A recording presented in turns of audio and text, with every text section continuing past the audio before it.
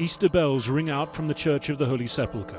In the courtyard below waits ADIB JOUBEH, the custodian of the church key, a responsibility passed down through his family for more than 850 years. This is only the second Easter in history when the city has been attacked like this. In 1349, a plague closed the doors of the church for several months. The Catholic Patriarch of the church arrived to conduct the Mass with a reminder of the Easter message that life will prevail. The coronavirus lockdown has utterly changed the face of Easter in Jerusalem. Usually this square would be thronged with Christian pilgrims from around the world waiting to celebrate Mass at the place they believe Jesus Christ rose from the dead.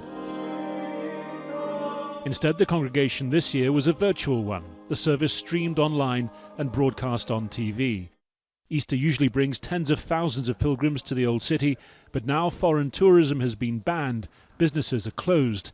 At the nearby St. George Hotel, the only guests are those being quarantined free of charge.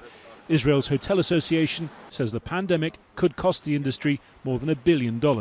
We are always fully booked, 130 rooms a year ahead.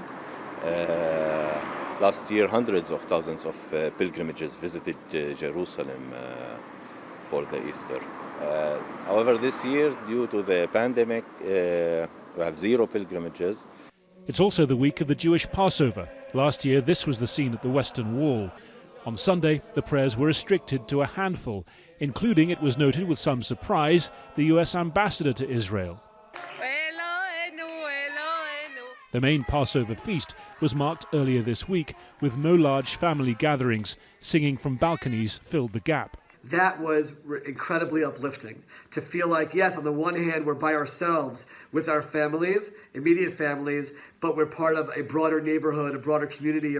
Palestinian Christians in the occupied West Bank have also had to adjust their practices, praying from home, not in church. Bethlehem is locked down, the Church of the Nativity off limits.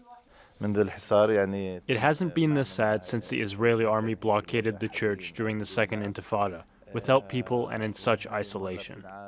This ancient place has borne witness to so many extraordinary religious events. Few would have predicted just weeks ago that April 2020 would mark another. Harry Fawcett, Al Jazeera, occupied East Jerusalem.